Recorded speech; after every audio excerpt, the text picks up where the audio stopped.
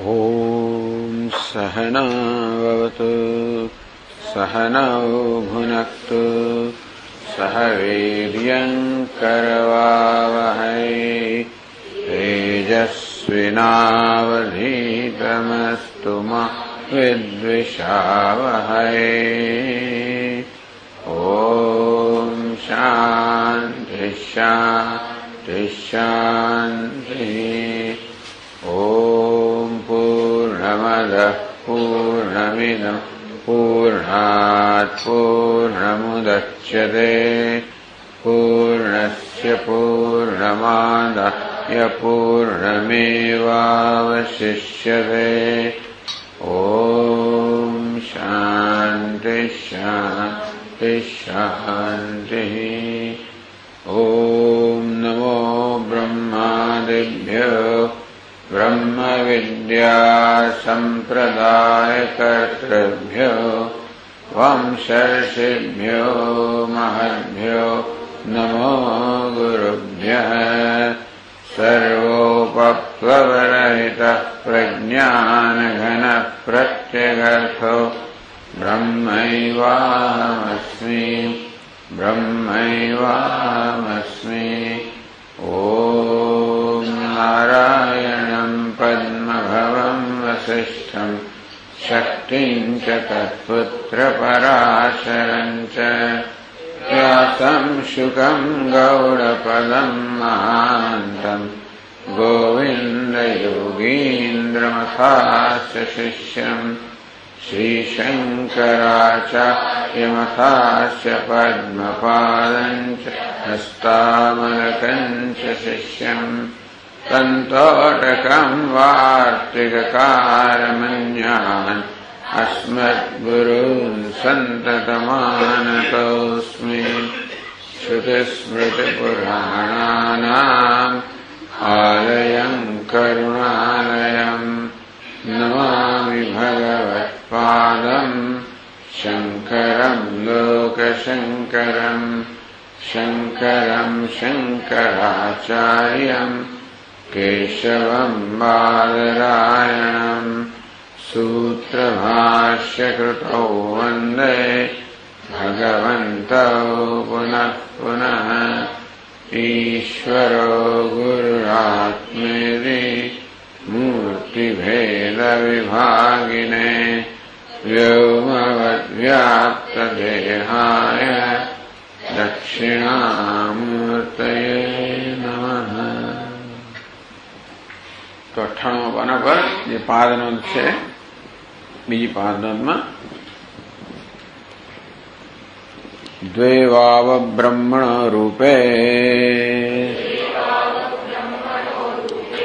મૂર્તં ચૈવ મૂર્તં ચ મર્ત્યં ચ મૃતં ચ સ્થિतं ચ યચ્ચ सच्यत्यच्च तदेतन्मूर्तम् यदन्यद्वायोश्च अन्तरिक्षाच्च एतन्मर्त्यम् एतत्स्थितम् एतं सद तस्यैतस्य मूर्तस्य एतस्य मर्तस्य एतस्य स्थितस्य एतस्य सतः एष रसः य एष तपति सतो ह्येष रसः। अथ अमूर्तम् वायुश्चान्तरिक्षं च एतदमृतम् एतद्यत् एतत्यत् तस्यैतस्य अमूर्तस्य एतस्यामृतस्य एतस्य यतः एतस्यैत्यस्य एष रसः य एषः एतस्मिन् मण्डले पुरुषः इत्यस्य ह्येष रसः इत्यधिदैवतम् अथ अध्यात्मम् इदमेव मूर्तम् यदन्यत् प्राणाच्च यश्चायम् अन्तरात्मन्नाकाशः एतन्मर्त्यम् एतत्स्थितम् एतत्सत् तस्यैतस्य मूर्तस्य एतस्य मर्त्यस्य एतस्य स्थितस्य एतस्य सतः एष रसः यच्चक्षुः सतो ह्येष रसः अथ अमूर्तम् प्राणश्च यश्चायम् अन्तरात्मन्नाकाशः एतदमृतम् एतद्यत् एतत्यत् तस्य एतस्य अमूर्तस्य एतस्यामृतस्य एतस्य यतः एतस्यत्यस्य एष रसः योऽयं दक्षिणेक्षन् पुरुषः इत्यस्य ह्येष रसः। આ પ્રકારે અધિદૈવત અર્થાત સમષ્ટિ અધ્યાત્મ અને વ્યષ્ટિ બંને સ્તરે મૂર્ત અને અમૂર્ત બંનેની ઓળખ આપવામાં આવી. મૂર્ત એટલે આ ત્રણ મહાભૂત જે પ્રત્યક્ષ છે, અગ્નિ, જળ અને પૃથ્વી. અમૂર્ત જે મહામેભૂત પ્રત્યક્ષ નથી, અંતરિક્ષ અને વાયુ. આ મૂર્ત છે એનો રસ કહેવામાં આવ્યો. એનો રસ છે જે આદિત્ય મંડળ જે સમગ્ર જગતને તપાવે છે. અને અમૂર્તનો રસ કહેવામાં આવ્યો એ મંડળની અંદર જે પુરુષ છે અર્થાત સમષ્ટિ સૂક્ષ્મ શરીર.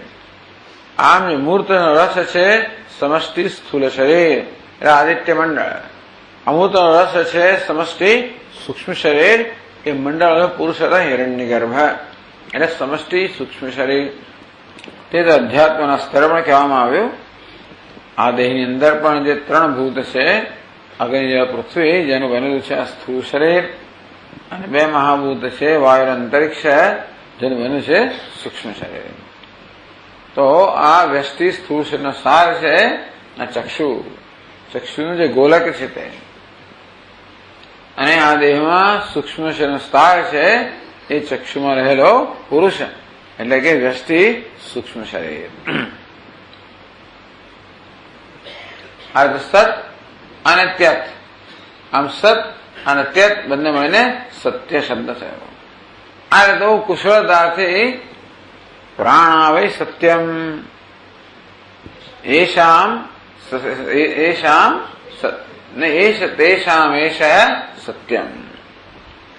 પ્રાણાવૈ સત્યમ, આ પ્રાણ ઉપલક્ષિત જે આ સમગ્ર સ્થૂળ જગત છે એ સત્ય છે. તેષામ એષ સત્યમ, અને બધા પ્રાણ અર્થાત આ સ્થૂળ જગતનું આ પરમાત્મા સત્ય છે. દુનિયામાં બે સત્ય કેમ હોઈ શકે? ચાલે વ્યાવહારિક સત્ય અને બીજું છે પારમાર્થિક સત્ય. તો વ્યાવહારિક સત્ય છે એની કુશળતાની વ્યાખ્યા કરવામાં આવી. સત અને ત્યત બે મળીને સત્ય બને. સત એટલે સ્થૂળ, ત્યત એટલે સૂક્ષ્મ. સ્થળ એટલે મૂર્ત, અમૂર્ત, મર્ત્ય, અમૃત વગેરે.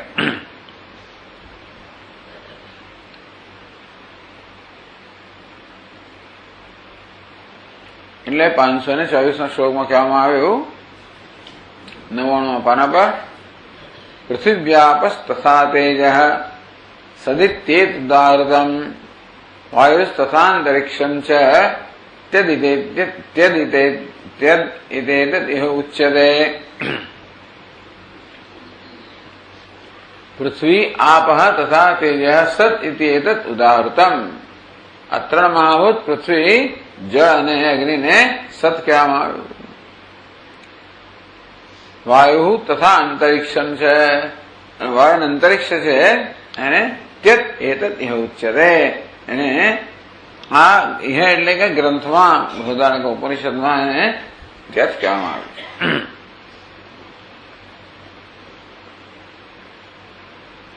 550 શ્લોકમાં કહે છે હવે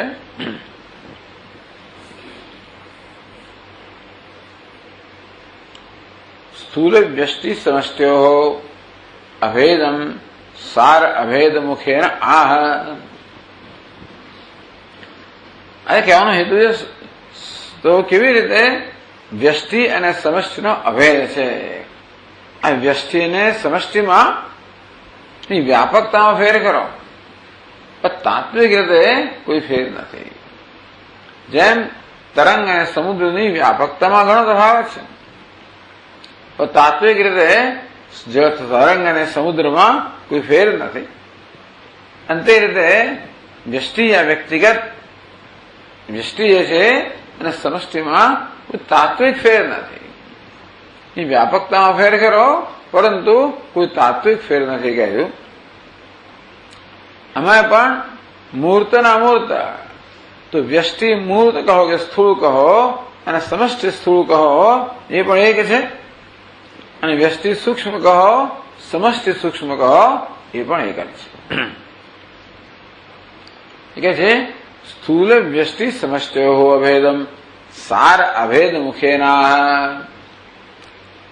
કે સ્થૂળ વ્યક્તિગત સ્તરે જે સ્થૂળ મારું વ્યક્તિત્વ છે, સ્થૂળ શરીર છે એનો સાર, અને સમષ્ટિ સ્તરે જે સ્થૂળ શરીર છે એનો સાર વાસ્તવમાં એક જ છે. એ પ્રકારનું ધ્યાન કરવાનું પણ કહેવામાં આવતું હોય છે. તો 525માં શ્લોકમાં કહે છે મંડલમ સવિતુશ્ચક્ષુઃ પુરુષસ્યાપિ દક્ષિણમ એકમેવ સમુદ્દિષ્ટમ મૂર્તમ ભૂતત્રયાત્મકમ.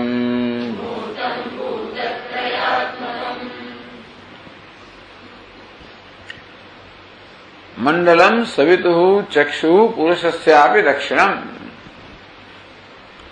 સવિતુઃ મંડલમ એક બાજુ છે સવિત અર્થાત સૂર્યનું મંડળ, જે સમષ્ટિ સૂક્ષ્મ સમષ્ટિ સ્થૂળ શરીરનો સાર છે. બીજી બાજુ પુરુષસ્યાપિ દક્ષિણમ ચક્ષુઃ, અને આ વ્યક્તિનું જે જમણું નેત્ર છે એ એના સ્થૂળ શરીરનો સાર છે. એકમેવ સમુદ્દિષ્ટમ, આ બંનેને વાસ્તવમાં એક જ કહેવામાં આવ્યું છે.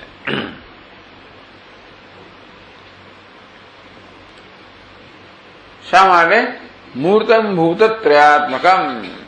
મૂર્ત અર્થાત સ્થૂળ, નક્કર, આ ત્રણ મહાભૂત છે એ ત્રણેય મહાભૂત પણ એક છે, કારણ કે એમનો સાર એક છે.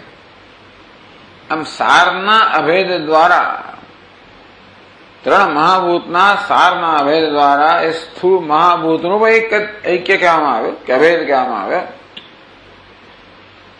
વ્યક્તિગત સ્તરે જે ચક્ષુ છે એ સમષ્ટિ સ્તરે આદિત્ય મંડળ છે. એટલા જ માટે વ્યક્તિગત સ્તરે જે સ્થૂળ ત્રણ મહાભૂત છે એ જ સમષ્ટિ સ્તરે ત્રણ સ્થૂળ મહાભૂત છે. એતદ્વયમ અભિન્નમેવ મૂર્તભૂત ત્રયાત્મકત્વ અવિશેષા. કે મૂર્તભૂત ત્રય, આ પૃથ્વી જળ અને અગ્નિ જે ત્રણ છે, કે મૂર્તભૂત જે મૂર્ત છે સ્થૂળ છે એ ચક્ષુ પણ આ સ્થૂળનો સાર છે, આદિત્ય મંડળ ત્રણ સ્થૂળનો સાર છે, અને માટે રસ તો એક છે, એને કારણે આ ત્રણ મહાભૂત પણ એક જ છે. અને વ્યષ્ટિ અને સમષ્ટિમાં કોઈ તફાવત નથી. એનો અર્થ એ થયો કે આપણે માત્ર આપણી વ્યાપકતા જે છે એની અંદરનું એનું મહત્વ હટાવી દઈએ કે માત્ર આટલો જ છું અને આ સમષ્ટિ આટલી છે, એ ગ્રંથિ જ છે, બીજું કાંઈ નથી. વાસ્તવ એક જ ચૈતન્ય છે, એમાં તો કોઈ પ્રકારનો એમાં કોઈ પ્રકારનો તફાવત જ નથી. એ જ ચૈતન્ય આ વ્યક્તિગત સ્થૂળ શરીરમાં અહમભાવ ધરાવીને પોતાને બિચારાને આટલો નાનકડો તુચ્છ માને છે, અને સમષ્ટિમાં એ ચૈતન્ય અહમભાવ ધરાવીને તાદા ધરાવીને ઈશ્વર માને છે. આમ જીવ અને ઈશ્વરમાં મહાન તફાવત છે ના નહીં, તફાવત નથી પણ ખરો. આ સ્થૂળ દેહને આટલું મહત્વ ના આપો, વ્યક્તિગત દેહને આટલું મહત્વ ના આપો. મારા વ્યક્તિત્વને સતત જાહેર કરવાનો, એને સ્થાપિત કરવાનો, એનું હંમેશા પ્રદર્શન કરવાનો જે પ્રયત્ન થતો હોય છે હંમેશા, કારણ કે વ્યક્તિગત સ્થૂળ દેહમાં અહમભાવ એટલો તીવ્ર છે કે સ્થૂળ દેહ જેટલો મહાન એટલો હું મહાન. અને એવી કોઈ દિવસ બિચારો મહાન થાય નહીં. સ્થૂળ દેહ કેટલો મહાન થવાનો છે, દેડકો ફૂલાવી કેટલું પેટ ફૂલાવાનું છે. ગમે તો ફૂલાવતો એ ભેંસ તો થઈ શકવાનું, એટલું મોટું થઈ શકવાનું જ નથી, પેટ ફાટી જ જવાનું છે. આ વ્યક્તિ ગમે તો મહાન દેખાવાનો પ્રયત્ન કરે, પોતાની મહાનતાના પુરવાર સતત માણસ પ્રયત્ન કરે, તો સતત પ્રયત્ન કરે કોઈ ને કોઈ રીતે. ઘણા લોકો તદ્દન સ્થૂળ રીતે પ્રયત્ન કરતા હોય છે, દેખાઈ આવે આપણને. ઘણા લોકો આમ જરા સૂક્ષ્મ રીતે પ્રયત્ન કરતા હોય, દેખાય એટલે આપણે સૂક્ષ્મ જોઈએ તો દેખાય, નહીં તો ના દેખાય આપણને બધી રીતે. કોઈ બોલી નહીં, કોઈ બોલ્યા વગર, કોઈ ચાલે નહીં, કોઈ ચાલ્યા વગર, જાત જાત એમાં માણસ પ્રયત્ન એ કરે છે કઈ રીતે મારું મહત્વ દેખાડવું, કઈ રીતે મારી મહાનતા પુરવાર કરવી. એમાં એક જીવન નહીં, આ તો આખી અનાદિકાળથી ચાલતું હોય અને માણસ ઘસાઈને ખલાસ થઈ ગયો. આની અંદર જ માણસ ખલાસ જ થઈ જાય છે બિચારો. તેથી ઉપનિષદ શીખવાડે છે સહેશ્ચાયમ પુરુષે આવશે યશ્ચા વાસાવાદિત્ય. બે આ પુરુષ છે એનું માપ મહત્વનું નથી, એની વ્યાપકતા મહત્વની નથી, એનું જ્ઞાન શક્તિઓ ને આ બધી એની કુશળતા વગેરે કશું મહત્વનું નથી. અરે ગમે તો આ મહાન હોય તો પણ આ સમષ્ટિની દ્રષ્ટિએ તમે તુચ્છના તુચ્છ જ છે ને, રીતેના કણ સમાન પણ નથી. આપણે અને કેટલો ભૂલાવાનો પ્રયત્ન કરીશું, ક્યાં સુધી? અને એ પ્રયત્ન માણસ બિચારો ખલાસ થઈ જાય. વસ્તુ એ છે કે આ તો અનંત જ નથી. જેમ વધારે મોટો કરવાનો પ્રયત્ન કરો તેમ વધારે માંગણી, વધારે નાનાપણું લાગે છે. જેમ વધારે મહાન થવાનો પ્રયત્ન કરું એટલે એ બિચારા અલ્પતા જ ચાલતી જ હોય છે, એટલે વધારે દેખાડવી પડે. એમ કરતા કરતા એની દુનિયામાં એનું જે થયું ખબર એ તો બિચારો ઘસાઈને ખલાસ થઈ ગયો હશે. કદાચ ઇતિહાસના પાના એકાદ બે નામ છોડીને જતો હોય, કોણ હવે યાદ રાખવાનું છે, કોણ ગયો કોણ આવ્યો. કદાચ બે પાંચ લોકો યાદ રાખે તો શું થઈ ગયું. કેટલી બધી લોકોને ઇતિહાસના પાનામાં મારું નામ રહેવું જોઈએ, મારું નામ 16 અક્ષરે લખાવવું જોઈએ, લખ્યું થાય. બે માણસે યાદ કર્યો, તારી પૂજા કરી ધારો તો શું તને શું થયું? તારી પૂજા કરવાથી તું કે વધી ગયો આગળ. પછી હતા ત્યાં બીજો જન્મ લે, વળી પાછું એકડે એકથી શરૂ. જે પ્રકારની પ્રવૃત્તિ એ જ વાસના લઈને જાય પાછો. હંમેશા પોતે મોટા બનવાનો દેખાડવાનો પ્રયત્ન કર્યો એ જ વાસના, એટલે પછી જઈને પાછો મંડી જ પડે, મચી પડે, ફરો જન્મ ફાજે મચી પડે. આખી દુનિયા મચી પડે છે. એટલે કહેવાનો આપણે દુનિયા વિશે કઈ કહેવાનું નથી. અને જે મહાનતા હોય તો ભલે ને જાતે પ્રગટ થતી, અમાનિકત્વમ કહેવામાં આવ્યું કે ચાલો તમારી મહાનતા જાતે પ્રગટ ભલે થાય. સ્વામી મહારાજ કહે કે ભાઈ જંગલમાં એક ફૂલ ઉગ્યું હોય એની સોડમ એની સુવાસ ફેલાવવાની ભલે ફેલાતી. એટલે રોજ લોકો આઈને મને જોવે છે કે તમારા ફોટા પાડ્યા કે ના પાડ્યા. પછી ફોટાની પેલી સ્પર્ધાની અંદર મારું મૂક્યું કે ના મૂક્યું. સારું છે કે એ લોકોને આવું મન નથી આપ્યું. સ્વામી કે જ્યાં માણસનું મન હોય ત્યાં સંસાર હોવાનો હોય છે. મન બધાને ભલે હશે, પેલું ફૂલને હશે ખરું, પણ એમાં આવું માણસનું મન વિકાસ પામ્યું નથી. એટલે સદ ઉપનિષદનો આ એક જ સંદેશ છે, ઐક્ય. કે જો ભાઈ વ્યાપકતાને કારણે કોઈ નાનું મોટું નથી. આ દેહની વ્યાપકતા અલ્પ છે મારે તો અલ્પ છે એવું નથી. દેહની વ્યાપકતા મહાન છે મારે કોઈ મહાન છે એવું નથી. વાસ્તવમાં આ બધામાં એક જ તત્વ છે. આ તો ઐક્ય ઉપાધિના સ્તરે કહેવામાં આવે છે. ચાલો આત્માના સ્તરની વાત પણ નથી, ઉપાધિના સ્તરે પણ બધું છેવટે ત્રણ મહાભૂતનું જ બનેલું છે.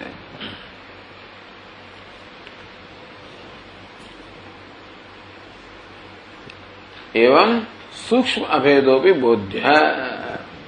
તે રીતે આ સ્થૂળ સ્તરના સ્થૂળ દેહના સ્તરે અભેદ છે, તે રીતે સૂક્ષ્મ દેહના સ્તરે પણ અભેદ છે એ જાણવો જોઈએ.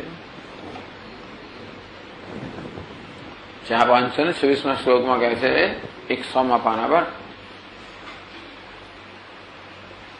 મંડલે સવિતુર્યોયમ યશ્ચાયમ દક્ષિણે ક્ષણે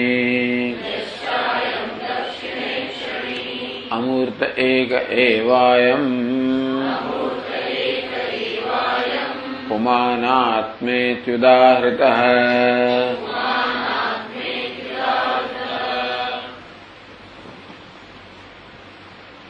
યોયમ સવિતુઃ મંડલે યશ્ચાયમ દક્ષિણે અક્ષિણી અમૂર્તઃ પુમાન. અમૂર્ત પુમાન આકાર વગરનો પુરુષ જે આ જમણી આંખમાં છે, એક આકાર વાળો પુરુષ, આંખનું મંડળ, આંખનું ગોળક, અને ત્યાં પણ આકાર વાળો પુરુષ સવિતૃ મંડળ. આકાર વગરનો પુરુષ જે આ ચક્ષુર મંડળની અંદરથી પ્રગટ થાય છે, અભિવ્યક્ત થાય. તે રીતે સમષ્ટિમાં પણ આકાર વગરનો પુરુષ જે સૂર્યમંડળ દ્વારા પ્રગટ થાય છે, અભિવ્યક્ત થાય છે. એક એવા અહીં જે અમૂર્ત પુરુષ છે અને ત્યાં અમૂર્ત પુરુષ છે, વાસ્તવમાં એક જ છે. આત્મા ઇતિ ઉદાહૃત એને આત્મા કહેવામાં આવે છે. એ ટીકાકાર કહે છે સ્થૂલાંતરત્વાત આત્મા ઇતિ ઉક્ત. સૂક્ષ્મ પુરુષને આત્મા કહેવામાં આવે. સ્થૂળ પુરુષ, સૂક્ષ્મ પુરુષ અને આત્મા તો જાણે પરમા ચૈતન્ય જુદો છે. પણ સૂક્ષ્મ શરીરને પણ આત્મા કહેવામાં આવ્યું છે. કેમ કે છે સ્થૂલાંતરત્વાત. આ સ્થૂળ શરીર છે ને એની અંદર હોવાને કારણે, એના કરતા સૂક્ષ્મ હોવાને કારણે, વધારે વ્યાપક હોવાને કારણે એને સ્થૂળ શરીરનો આત્મા કહેવામાં આવે. સૂક્ષ્મ શરીરને સ્થૂળ શરીરનો આત્મા કહેવામાં આવે. પુરુષ ઉભયત્ર એક એવ ઇત્યર્થ. ચૈતન્ય જે માટે નહીં, માત્ર સ્થૂળ શરીરની અંદર છે એટલા માટે સૂક્ષ્મ શરીરને સૂક્ષ્મ શરીરભૂત જે અમૂર્ત પુરુષ છે એને આત્મા કહેવામાં આવે. એટલે દ્વાવેમો પુરુષવલોકે ક્ષરશ્ચાક્ષરેવ છે ક્ષરસ સર્વાણી ભૂતાની કૂટસ્થોક્ષર ઉચ્યતે. આવો અર્થ કરવો હોય તો એક છે સ્થૂળ ક્ષર પુરુષ, બીજો સૂક્ષ્મ. જો કે તો ત્યાં ક્ષરમાં સૂક્ષ્મનો સમાવેશ પણ થયો, પણ અહીંયા સ્થૂળ, મૂર્ત, અમૂર્ત અને પરમાત્મા. ક્ષર, અક્ષર અને પરમાત્મા.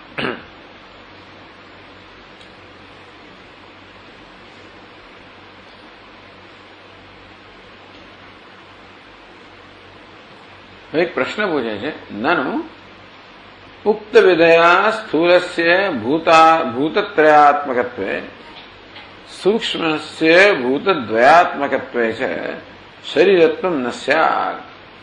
कि आप तो आगे कोई कहा है, आप कही रहा है कि आ स्थूल शरीर जैसे ये त्रण महाभूत बन्યું पृथ्वी जल अग्नि, सूक्ष्म शरीर से बे महाभूत बन्યું वायु अंतरिक्ष।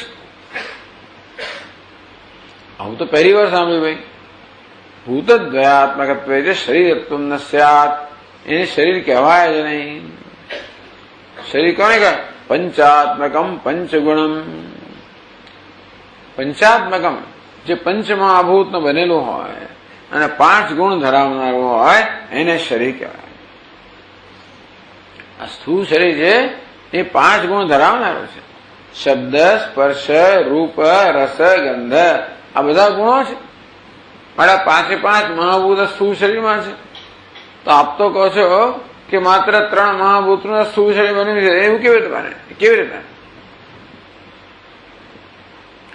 इत्यादि श्रुत्या शरीरस्य પાંચભૌતિકત્વ પ્રસિદ્ધે. એ શ્રુતિમાં કહેવા પ્રમાણે શરીર તો પંચમહાભૂતનું બનેલું છે. તમે 3 મહાભૂત અને 2 મહાભૂત એવું જે કહો એ કેમ સમજવું? પછી આને કેમ સમજવું? ટૂંકમાં પાછું એવું છે, ઇત્યાદિ શ્રુત્યા ગર્ભોપનિષદ એ પણ શ્રુતિ જ છે ટૂંકમાં. એટલે ટૂંકમાં વેદમાં એવું છે કે બીજે સ્મૃતિમાં કહેવામાં ના ચાલે. તો બૃહદારણ્યક ઉપનિષદના જે વાક્યો છે એની વ્યાખ્યા થઈ રહી છે. બૃહદારણ્યક ઉપનિષદ શ્રુતિ છે, એમાં સ્થૂળ શરીર 3 મહાભૂત, સૂક્ષ્મ શરીર 2 મહાભૂત એમ કહ્યું.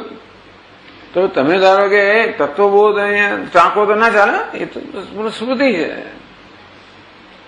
માટે શ્રુતિમાં વાક્ય છે ખરું કે શરીર પંચમાં, એટલે એમણે ક્યાંકથી કાઢ્યું પંચાત્મકમ પંચગુણમ, ક્યાંક વાક્ય ઇત્યાદિ શ્રુત્યા. અન્યત્ર વેદમાં જ કહેવામાં આવ્યું છે કે પંચાત્મકમ, આ સ્થૂળ શરીર અને સૂક્ષ્મ પંચાત્મક છે, અર્થાત પંચમહાભૂતના બનેલા છે. પંચગુણમ 5 ગુણ ધરાવનારા છે. ઇત્યાદિ શ્રુત્યા શરીરસ્ય પાંચભૌતિકત્વ પ્રસિદ્ધે. આમ આ શ્રુતિમાં તો શરીર પંચમહાભૂતનું બનેલું હોય એવું પ્રસિદ્ધ છે. તો અહીં તમે 3 મહાભૂતનું બનેલું છે એ કેમ સમજવું? શું શ્રુતિ પોતાનો જ વિરોધ કરે છે કે શું? એટલે શંકામ વારયન, આ શંકા છે એનું નિવારણ કરી રહ્યા છે. શરીરત્વ સાધયતે કે નહીં નહીં, આ સ્થૂળ દેહ પણ શરીર છે. ભલે અહીં 3 મહાભૂતનો બન્યો એમ કહેવામાં આવ્યું, સૂક્ષ્મ દેહ પણ શરીર છે, ભલે મેં 2 મહાભૂત એમ કહેવામાં આવ્યું હોય. તો 2 શ્લોકમાં કહે છે, વાયવાકાશો સુસૂક્ષ્મૌતો વિદ્યેતે ભૂજલાગ્નિષુ પંચીકરણતસ્તેન સ્થૂલમ દેહમિદં સ્મૃતમ ખવાયવોરપી વિદ્યન્તે સૂક્ષ્માસ્તે ભૂજલાગ્નયઃ તેન સૂક્ષ્મમિદં દેહમ અમૂર્તઃ પુરુષ સ્મૃતઃ.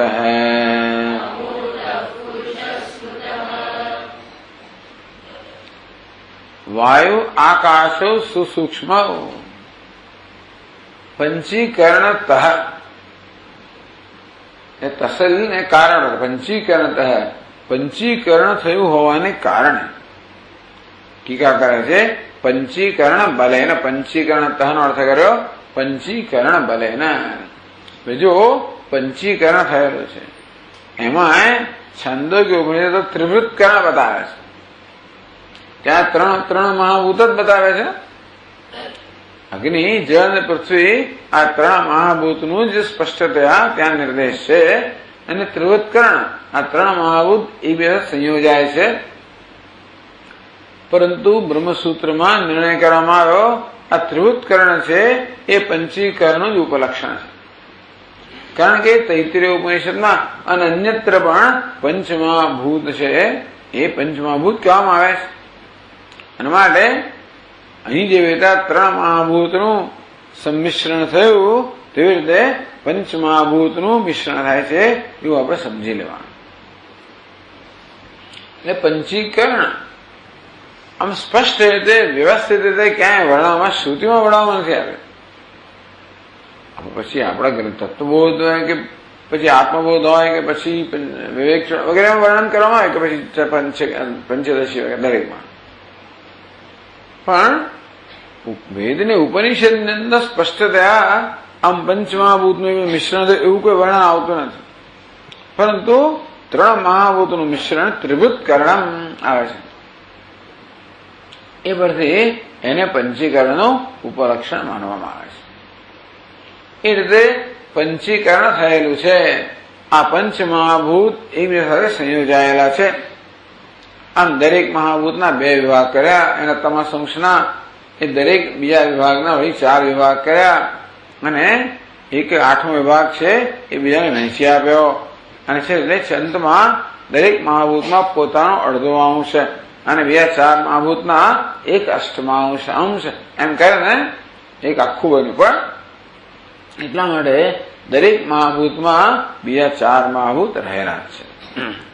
એટલે કે પંચીકરણ હતા. એટલે પંચીકરણત્વેના વાયુ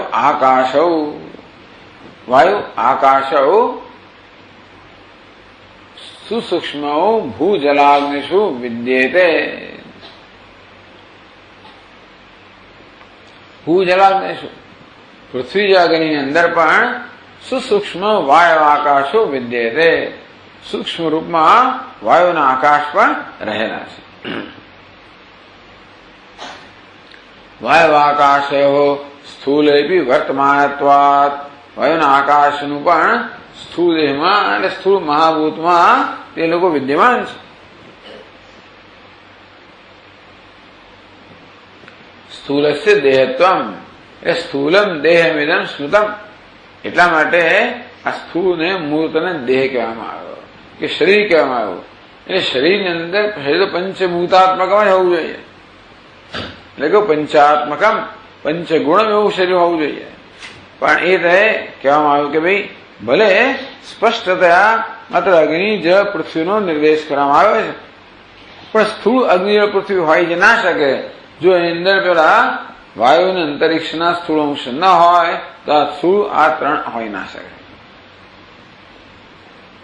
તેથી સ્થૂલમ દેહમિદમ સ્મૃતમ વર્ત સ્થૂલસ્ય દેહ. માટે આ સ્થૂળ છે એ પણ દેહ છે પંચમહાભૂતનો જ બનેલો છે. પછીના શ્લોકમાં કહ્યું ખવાયવોર વિવિધ્યંતે સૂક્ષ્માસ્તે ભૂજલાગ્નય. એ રીતે આકાશ અને વાયુની અંદર પણ સૂક્ષ્મ રીતે અગ્નિ, જળ અને પૃથ્વી આ 3 મહાભૂત રહેલા જ છે.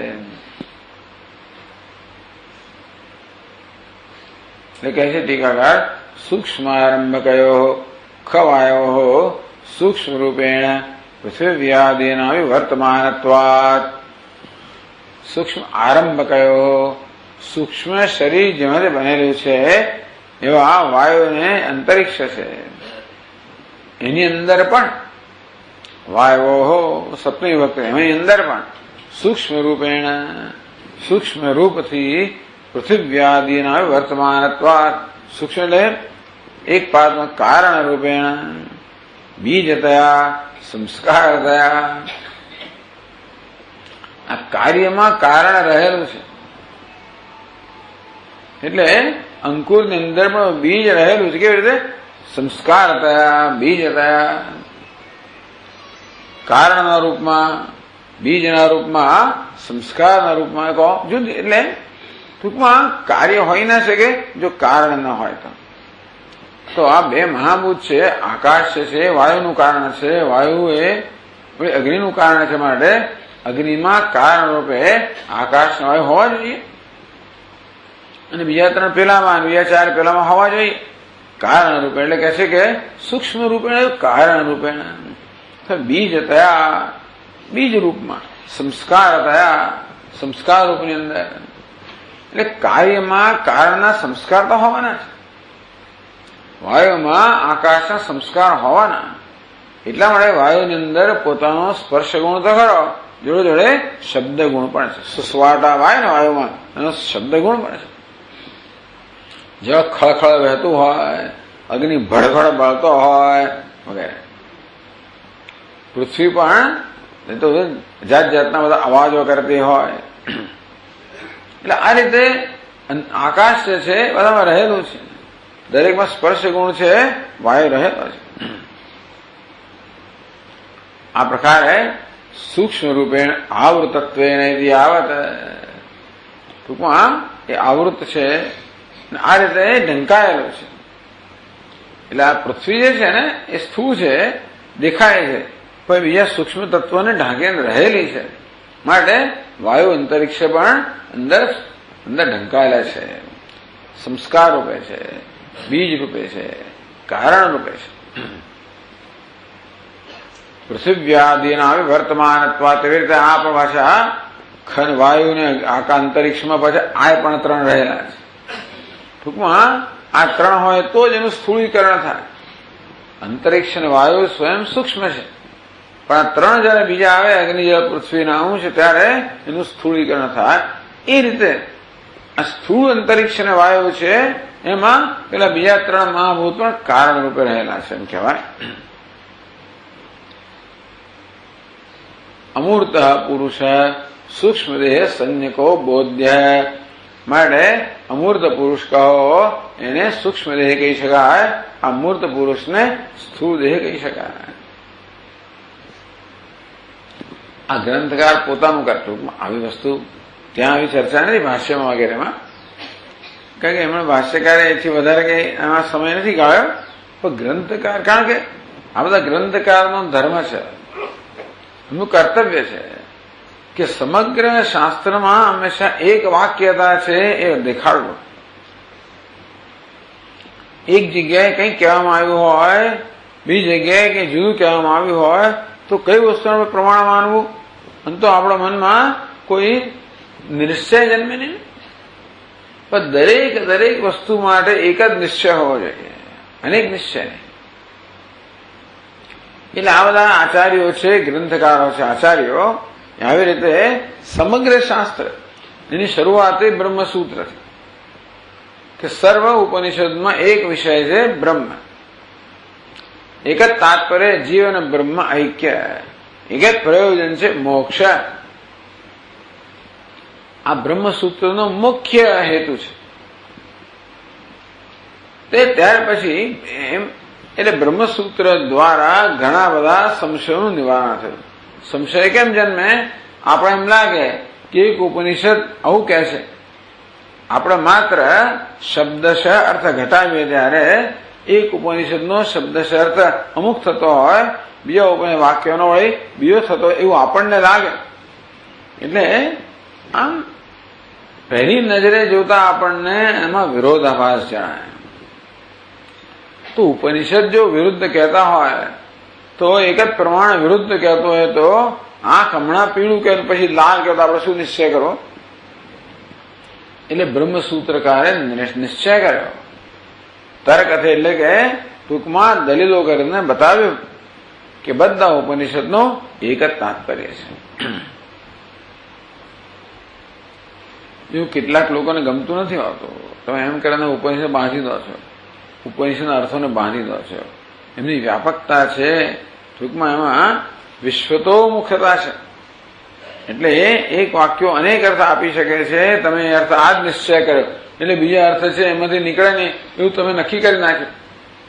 તમે નક્કી કરનારા કોણ છો? વગેરે વગેરે. ટૂંકમાં પરંતુ જે લોકોને બ્રહ્મનું, જે લોકોને માત્ર વિચારના તરંગો દળાવવા નથી, જેમને માટે ઉપનિષદ પ્રમાણ છે, ઉપનિષદના વાક્યો દ્વારા જે લોકો આત્મ કે પરમાત્માનું અન્વેષણ કરવા માંગે છે, ચિંતન કરવા માંગે છે અને તે જ્ઞાન પ્રાપ્ત કરવા માંગે છે, એમને પેલી વિદ્વત્તામાં રસ નથી.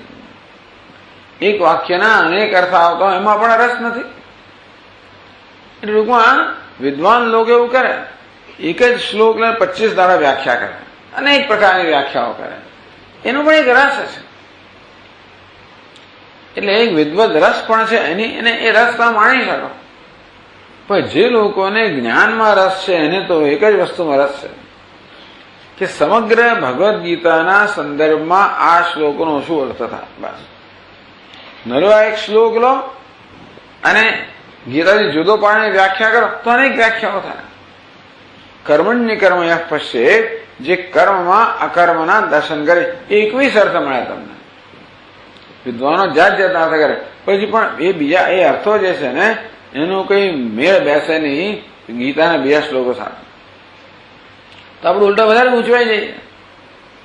એટલા માટે જે સાધક મુમુક્ષુઓ, જે સાધકો છે એમને માટે તો કયો અર્થ અગત્યનો છે?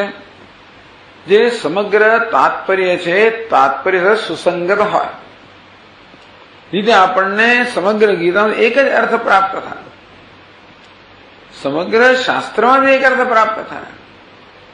બધા જ ઉપનિષદ, વેદાંતના બધા જ ગ્રંથો એક જ અર્થ આપણે પ્રાપ્ત થાય, તો જ આપણામાં સંશય ના જન્મે, તો જ આપણા ચિત્તમાં અથવા તો આપણી સમજમાં સ્થિરતા કે દ્રઢતા આવે, ને સમજમાં દ્રઢતા ના આવે.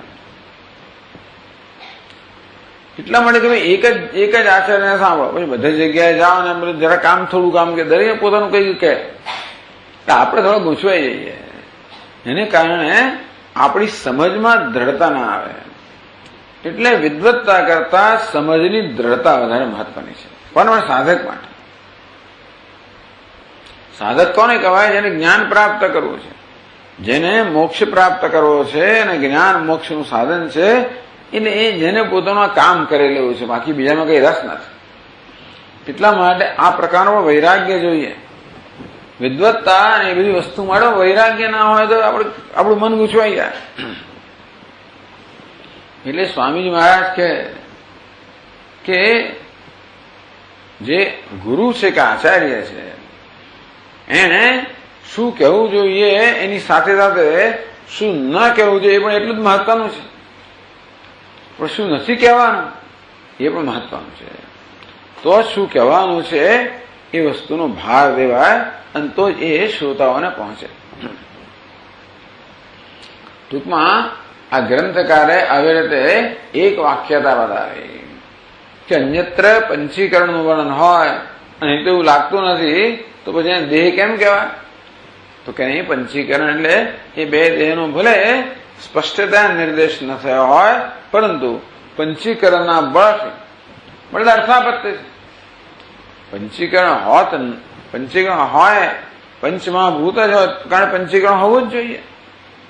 પંચમહાભૂતોના કારણે પંચીકરણ હોવું જોઈએ, હોય તો પછી પંચમહાભૂતમાં હાજર હોવું જ જોઈએ. એમ કરનાર 5 કંડિકાઓ છે એનો અર્થ કયો? હવે 6ઠ્ઠી કંડિકાની વાત કરે છે. તો એ જ પાના પર બીજી પાદનો અર્થમાં છે તસ્ય એતસ્ય પુરુષસ્ય રૂપમ યથા માહારજનમ વાસઃ યથા પાંડવાવિકમ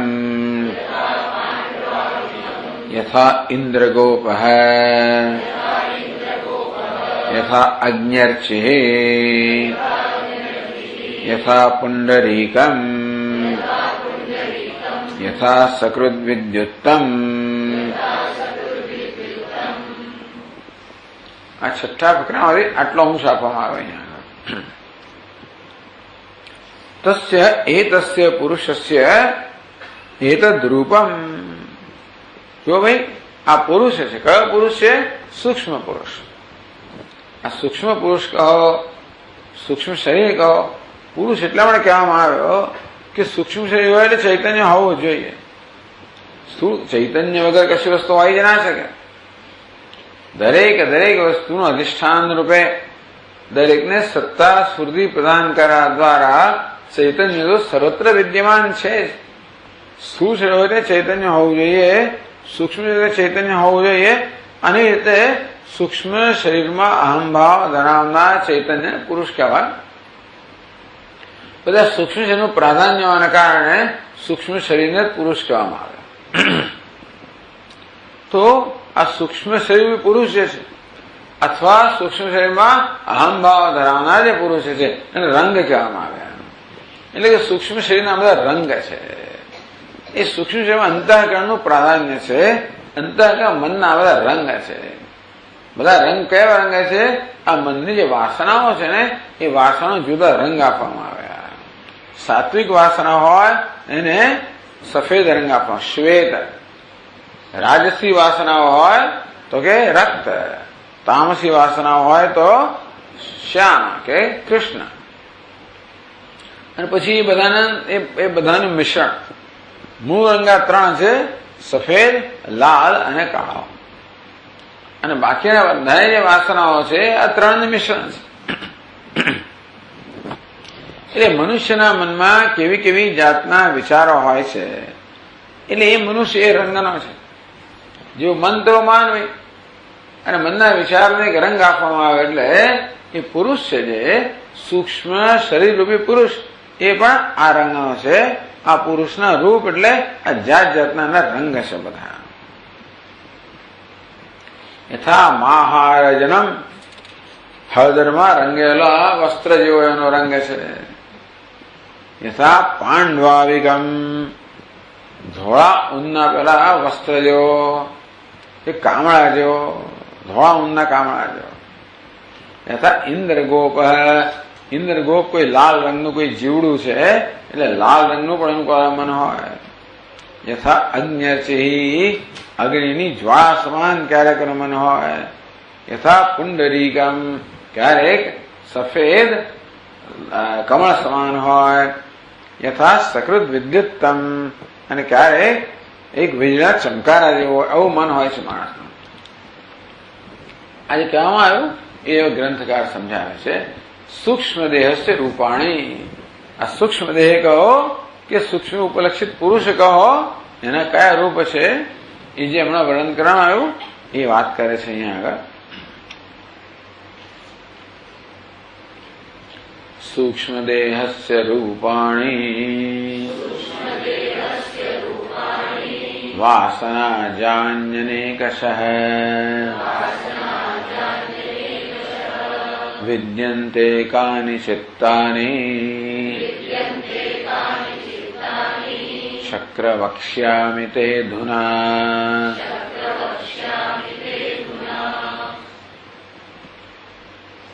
વાસના જાની, વાસના જન્યાની, વાસનામાંથી જન્મેલા અનેક સૂક્ષ્મ દેહસ્ય અનેક શઃ રૂપાણી, વાસનાઓથી જન્મેલા આ સૂક્ષ્મ દેહ છે એના અનેક બધા રૂપ છે. વિદ્યંતે અનેક શઃ એટલે અસંખ્ય એના રૂપ, અસંખ્ય રંગ છે. તાની કાનિચિત હે શક્ર અધુના તે વક્ષ્યામી, હે ઇન્દ્ર એમાંના કેટલાક હું તને કહું છું. તત્ર દેહદ્વય મધ્યે સૂક્ષ્મ દેહસ્ય, સ્થૂળ દેહના રૂપ રંગ નથી કહેતા, દેખાઈ આવે છે. આ સૂક્ષ્મ દેહ છે જાતે રંગ બદલે છે. સ્થૂળ દેહમાં રંગ બદલવા માટેની એવી વ્યવસ્થા નથી. તો સૂક્ષ્મ દેહ સૂક્ષ્મ છે ને એટલે એને અમૂર્ત કહેવામાં આવે, એનો કોઈ આકાર નથી. એટલા માટે એને ગતિમત કહેવામાં આવ્યું, યત કહેવામાં આવ્યું. ગતિમત છે, ચંચળ છે, વ્યાપક છે. તેથી એ જાત જાતના આકાર કે જાત જાતના રંગ ધારણ કરી શકે છે. માટે સૂક્ષ્મ શરીરના વાસનાના આધારે ભિન્ન ભિન્ન રંગ કહેવામાં આવે છે. તત્ર દેહદ્વય મધ્યે સૂક્ષ્મ દેહસ્ય તાર્કિકાણામ આત્મત્વ પ્રકારક બ્રહ્મ વિષયસ્ય,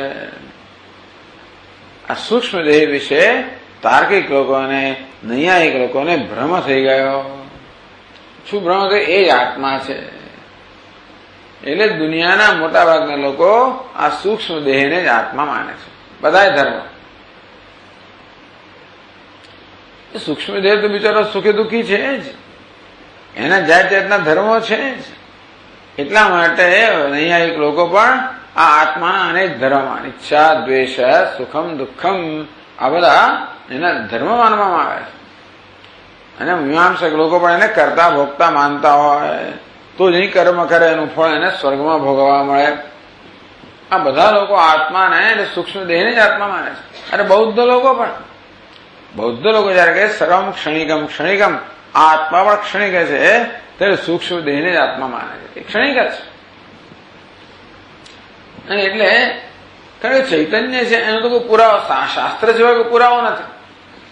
હવે શાસ્ત્રના પુરાવાને તમે સ્વીકારો નહીં, તમારી બુદ્ધિથી જ પુરાવો, તો તમારી બુદ્ધિ તો વધારે અનુમાન કરી શકે સૂક્ષ્મ દેહનું. એ નથી કરતા. ગઈકાલે વાત કરતા વૈજ્ઞાનિકો એ સ્વીકારતા નથી. વૈજ્ઞાનિકો વાળા સ્થૂળ દેહ એ રિયાલિટી, એ તત્વ છે. તમે સૂક્ષ્મ દેહ કહો, ચૈતન્ય કહો, બધા સ્થૂળ દેહને જ માત્ર એના જ માત્ર વિષયના ગુણો છે, બીજું કઈ નથી. ચાર્વાકો એ જ પ્રકારના છે. એ જ રીતના આ વૈજ્ઞાનિકો છે.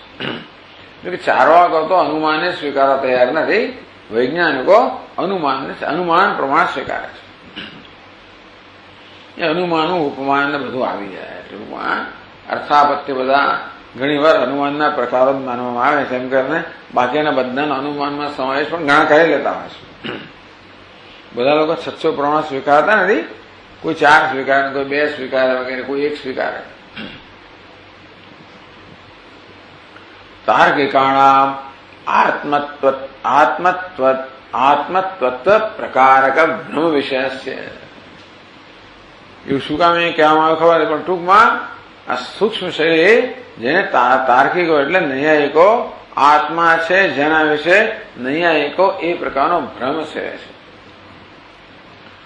પૂર્વ વાસનાજન્યાની નાના વિધાન રૂપાણી વિદ્યંતે. તો આપણા મનના જાત જાતના વિરૂપ કેમ છે? મન જાત જાતના આકાર ધારણ કરતું હોય, જાત જાતના રંગ ધારણ કરતું હોય, એવું કેમ? પૂર્વ વાસનાજન્યાની, પૂર્વની વાસના પ્રમાણે આ નવા એટલે બીજી ક્ષણે મનનો કયા પ્રકારનો આકાર હશે, બીજી ક્ષણે મનમાં કયા પ્રકારનો વિચાર આવશે, બીજી ક્ષણે મનનો કેવો રંગ હશે, એ તો વાસના જ નક્કી કરે. અનેક બધી વાસનાઓ ભરેલી છે. એમાં જે વાસના જે છે એ જાગૃતતા એક ક્ષણે એ વાસનાથી એ વિચારનો નિર્ણય થાય.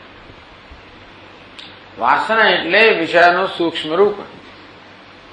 વિચાર એ વ્યક્ત રૂપ છે, એના સૂક્ષ્મ રૂપને વાસના કહેવાય.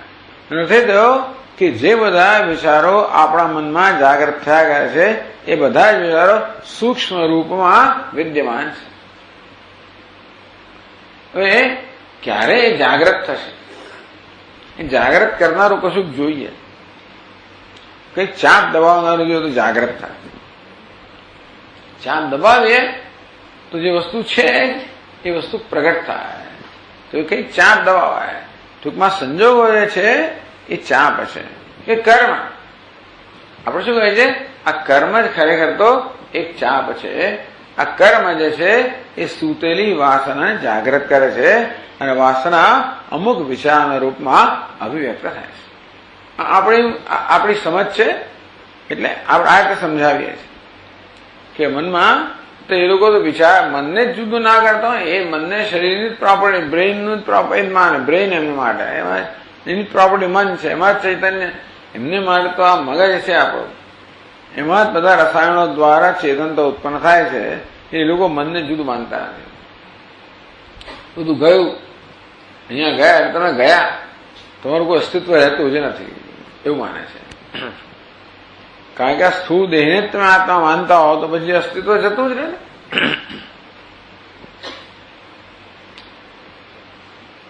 પણ પૂર્વવાસનાજન્યાની નાના વિધાન રૂપાણી વિદ્યંતે.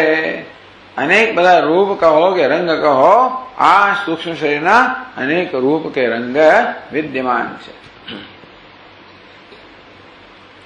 તે શું કાનિચિત રૂપાણી શું? એમાં કેટલાક રૂપ છે એ વિશે ઇન્દ્ર સાંભળો ભાઈ. બધા રૂપનું વર્ણન તો શક્ય જ નથી.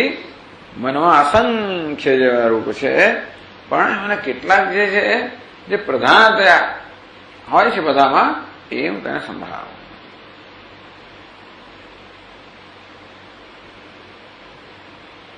આ બધાને કઈ સંદર્ભ મૂળ વસ્તુ સાથે કોઈ સંબંધ છે નહીં, પણ છતાં એ કહે છે મૂળ વસ્તુ તો આ બધું નિષેધ કરો. આ કહ્યું છે ને માટે અધ્યારોપ અપવાદ માટે જ કહેવાય છે. એટલે ટૂંકમાં એટલામાં ઉપનિષદને આ બધા રસ નથી પંચમહાભૂત ને પંચીકરણ વગેરેમાં. આ મૂર્ત અમૂર્ત કહેવાનો પ્રયોજન એક જ છે, નેતિને આત્મા મૂર્ત પણ નથી ને અમૂર્ત નથી. બસ કયું મૂર્તને આત્મા માનવામાં આવે છે? સ્થૂળ દેહને આત્મા માનવામાં આવે છે, સૂક્ષ્મ દેહને આત્મા માનવામાં આવે માટે કહેવાની જરૂર પડે, બાકી ક્યાં નહીં. અપ્રસક્ત પ્રતિષેધ કોઈ ના કરે. પ્રતિષેધનો પ્રસંગ હોય ત્યારે જ કરે. પ્રસંગ છે આત્મા વિષય અર્થાત પોતાના વિશે આપણે બહુ દ્રઢ ખ્યાલો સેવીએ છીએ, અનેક પ્રકારની ગ્રંથિઓ આપણે પીડાઈએ છીએ. તેથી મુક્ત કરવા માટે આ કહેવામાં આવ્યું. એટલાનો મુખ્ય હેતુ તો આ સ્થૂળ સૂક્ષ્મ બંધનો નિષેધ જ કરવાનો છે. પ્રાણવૈ સત્યમ તેષામ એષ સત્યમ એ વાક્યનો વિસ્તાર છે. તો પ્રાણ આ પ્રાણ છે. પ્રાણ એટલે પેલા ક્ષત્રિય ન્યાયથી પ્રાણની જોડે પંચમહાભૂત ઇન્દ્રિયો બધું આવી જાય એ સત્ય છે. એટલા માટે સત અને ત્યત કરવાની આગળ વ્યાખ્યા કરવામાં આવી. સત એટલે સ્થૂળ, ત્યત એટલે સૂક્ષ્મ. એ પ્રકારે એની વ્યાખ્યા કરીને પછી સત્યસ્ય સત્યમ છે એ પ્રાણ નિષેધ દ્વારા પ્રાપ્ત થાય. એટલે જે વસ્તુ ત્યાં અત્યંત એક સૂત્ર રૂપમાં કહેવામાં આવે, પ્રાણ વૈ સત્યમ તેષામ એષ સત્યમ, જે અત્યંત સૂત્ર રૂપમાં કહેવામાં આવે એનો જ આ સૂત્રનો અહીંયા આગળ વિસ્તાર થાય છે. આમ પ્રાણ વૈ સત્યમ એનું આ વર્ણન છે. પ્રાણ જે સત્ય છે, સત્યત છે, પંચમહાભૂત છે એનું વર્ણન. પછી પેલું તો પ્રાણનું પ્રાણ કેવી રીતે? આ પ્રાણ નિષેધ દ્વારા નેત નિષેધ દ્વારા પ્રાણસ્ય પ્રાણ.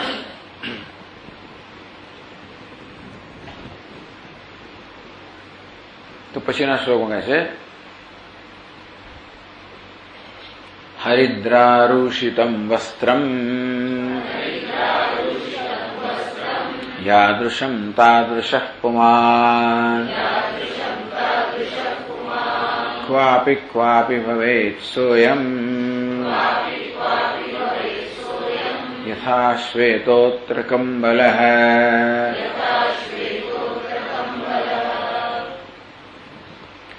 હરિદ્રા રૂષિતમ વસ્ત્રમ. હરિદ્રા એટલે હળદર, એને રંગેલું વસ્ત્ર. એ જૂના જમાનો રંગ ક્યાંથી લાગે? આ રંગે છે તે જ બધા. એટલે પેલો હરિદ્રા એ પણ એટલે વસ્ત્ર રંગવાનું. લોકો તો એ વખતે પણ પોતાના વસ્ત્રો રંગતા તો હશે જ ને. સ્ત્રી જાતિ હોય એટલે આ તો હોવાનું જ છે કે તું રંગબેરંગી વસ્તુ જોઈએ, પુરુષને જોઈતા હશે. પણ ટૂંકમાં એટલે જે રંગ ઉપલબ્ધ હોય એ દ્વારા એ બધું રંગતા હશે. પછી એ રંગબેરંગી દેખાવ હોય તો પહેલેથી એ પ્રકારની તો એ સ્વભાવ છે. ભગવાને મૂકેલું જ છે, એમાં ખોટું ખરું કશું છે નહીં. એમાં કઈ કોઈ સંકોચ એવું ના હોય તો દુનિયા ચાલે જ નહીં. એવું હોય તો જ દુનિયા ચાલે, તો જ પેલો એમાં આકર્ષાય અને તો જ આવું થાય. એ ધંધો જ ભગવાને રચેલો છે. એટલે એમાં કઈ સાચું ખોટું છે જ નહીં, એવું જ છે. એવું ના હોય તો આ વસ્તુ ચાલે જ નહીં ને. એટલે હરિદ્રયા રોષિતમ વૃષભૂષાયામ રક્તમિતિ યાવત હરિદ્રયા રક્તમ. હરિદ્રા અર્થાત હળદથી રંગેલું. યથા મહારજનમ. આ મહારજન એટલે હરિદ્રા એટલે હળદરથી રંગેલું. જેમ હળદરથી રંગેલું કોઈ વસ્ત્ર હોય, લાલ વસ્ત્ર હોય, એ હરિદ્રાનો રંગ લાલ. હરિદ્રા કુમકુમ. હરિદ્રામાંથી લાલ રંગ આ કુમકુમ થતું હોય છે. એટલે હળદરથી રંગો એટલે વસ્ત્ર લાલ થાય. રક્તમિતિ આવત લાલ રંગ. તો તાદૃશ વસ્ત્ર સ્વરૂપ ક્વાબી પુરુષ. ક્યારે આ પુરુષ છે એટલે કોણ? સૂક્ષ્મ શરીર. એ પેલા હરિદ્રા એટલે હળદર રંગેલા વસ્ત્ર જો લાલ બની જાય છે. રજસા ભવતી. રજોગુણનો રંગ કેવો છે? લાલ રંગ છે. યથા નાર્યારી દર્શન કાલે કોઈ નારી વગેરેનું દર્શન કરે ત્યારે પુરુષમાં રજોગુણ જે છે એ પ્રવૃત્ત થાય અને જાણે કે લાલ બની જાય.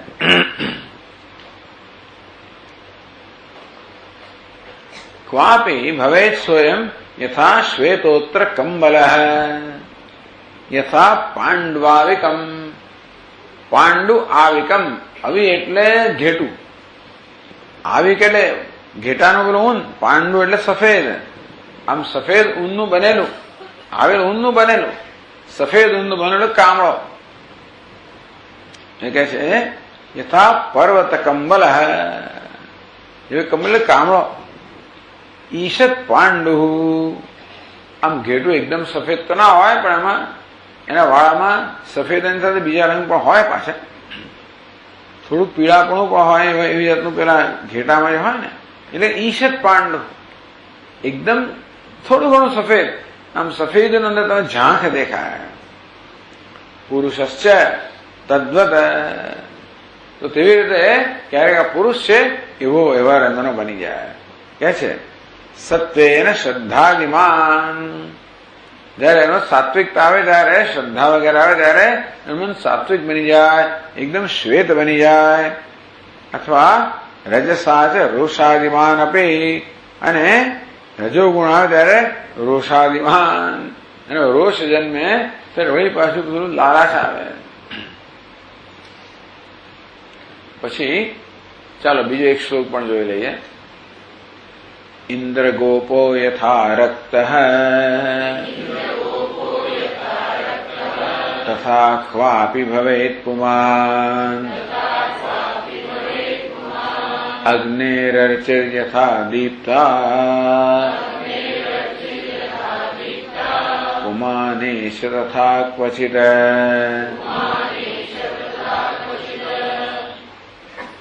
इंद्रगोपो यथारक्त. इंद्रगोप वर्षा काल को जंतु विशेष है. ચોમાસાની અંદર જાત જાતના જંતુઓ બહાર પડતા હોય છે, એમાં એક લાલ ઇન્દ્રગોપ છે. આ લાલ ઇન્દ્રગોપ કહેવામાં આવ્યો. તદ્વદ અત્યંત રક્ત રૂપો ભવતી. ક્યારેક બોલું તો લાલ ચોળ હોય ઇન્દ્રગોપ, એવું તો આ માણસ લાલ ચોળ બની જાય છે. હવે એવું ખાલી ઉપનિષદ કહેવામાં આવ્યું. ભાષ્યકારે કે બહુ તકલીફ લીધી નથી આની અંદર વર્ણન કર્યું. એટલે આ ગ્રંથકાર જરા આવું ક્યારે થાય એ કહે છે યથા એકાંતે સ્થિતોપી. માણસ હોય એકાંતની અંદર, રજસ અતિશયન વિષય સ્મરણ પર. એકાંતમાં બેઠા ત્યારે પણ રજોગુણનું જયારે ત્યાં આગળ એકદમ રજોગુણ વૃદ્ધિમાન થાય અને માણસ વિષયનું સ્મરણ કરતો હોય ત્યારે મન એકદમ લાલ થઈ જાય. ત્યારે કેવું છે?